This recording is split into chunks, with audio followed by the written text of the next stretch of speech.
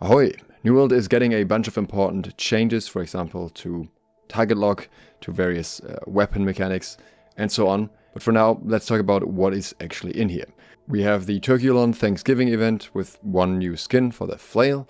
I will talk about that in a separate video. There are a bunch of general fixes. We have, for example, one for the Raid Barnacles Black Powder quest, which was bugged, as well as various performance fixes, stutters and crashes.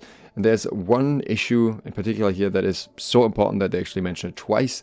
They fixed an issue that allowed defending players to gain entry to the attacker's camp, and they mentioned that again as players being able to climb camp walls in war. So, bit of an accident there, but that being fixed is pretty crucial for war griefing. Along with that, there are also various other very important mechanics changes. We got some more AI stuff here that is not really all that relevant in my opinion for the most part, with one exception of Brute Metal Medusa. When we spam cleansing water throwables at the start of the fight, it could cause a health bar to never appear. That would obviously be very frustrating if you get stuck that way. But what I'm really looking towards here are the combat changes. So they fixed an issue where players could take damage while blocking with a shield if performed after certain actions. Obviously extremely annoying. And they fixed an issue where the Void Blade basic attacks could override triggering some of its abilities. This is probably because the Void Blade itself is partially classified as an ability. Not really, but also not really not. So I'm guessing that's why it has a different override from other basic attacks. They slightly reduced the homing of Hatchet's basic attacks to address how sticky it is. This has been one of the major concerns with the Hatchet, along with the crit bug, as well as the ease of aiming with target lock. So thrown projectiles are very easy to hit. So homing is the one thing they're targeting here. We're going to see how this will feel once the patch is actually deployed. Could be very interesting how much of an impact this really has in the bigger picture, but there are also other changes coming this patch playing into this.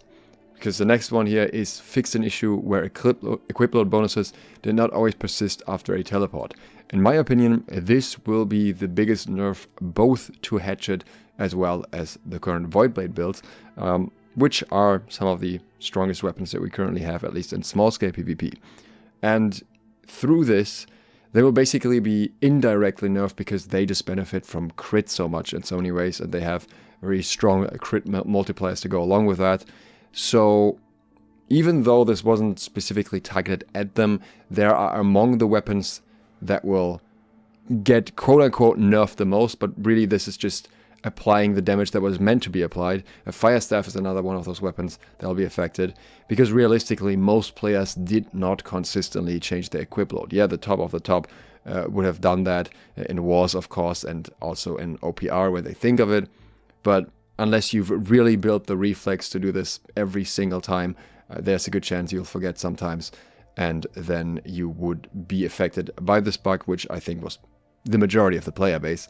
So that was very beneficial for all those crit builds, and now we're going to see much more of a realistic meta, I think, in terms of how different weapons perform against each other than we did before.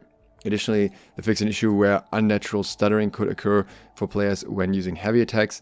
I think this may be something related to the dodges that you do afterwards. I'm going to test if that still works once the fix is applied.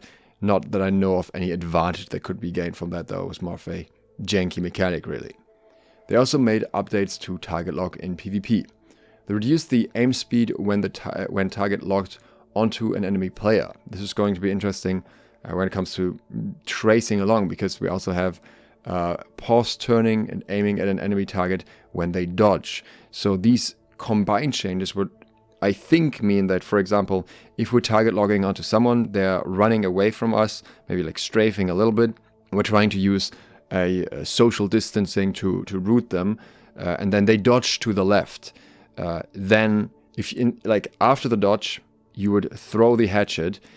I would assume that based on the wording here, you would probably miss with the hatchet, because it would kind of be somewhere between the starting location and the dodge location, and since the aim speed would be reduced, I would think that would mean that situation would cause you to miss, whereas previously it was very easy to still hit in a situation like that. Of course, it also depends on how close you are to the target and so on, but it could be interesting how much of a balance difference this makes.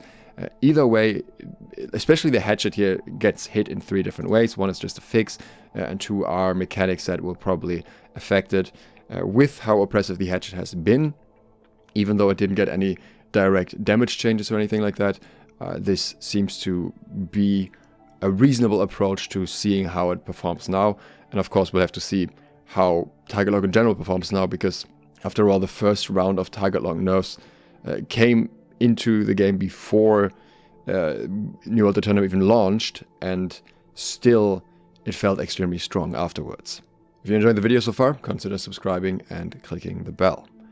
Then there were some fixes for certain things not being remappable as a shift modifier. The group had to show debug name when loading player names. That was kind of funny. Fixed an issue where player names would not appear in chat. And then one that I think is the most important change for large-scale PvP in this patch, fixed an issue that caused nameplates to disappear and flicker on screen. That was extremely frustrating because it would often cause nearby players to not have nameplates, and you wouldn't be able to tell who is your ally or who is your enemy. Obviously, this is in combination with the reduced nameplate count overall, which I still think is a bad choice, bad design, but that's just what they decided to go with. But this part here in particular will at least hopefully mean that in close range you'll be able to quickly at a glance see who is on your team or who isn't. So this, I think, is a very important change as well. They also fixed an issue that caused the respawn screen not to show killed by player in certain circumstances. A bunch of people have this bug in OPR where they get killed by some bearded guy. I'm not sure if that's also fixed through this or if that's still a separate thing. There's also some fixes for the tags on the infused, on the Turkulon infused Turkey Ward Potion and infused Turkey coating. They didn't have the proper event tag. And what could be very interesting is they fixed an issue that caused several Nightveil Hello recipes to have the incorrect resource cost, and they fixed an issue that caused the new Nightveil Hello patterns to have inconsistent required crafting trade skill levels.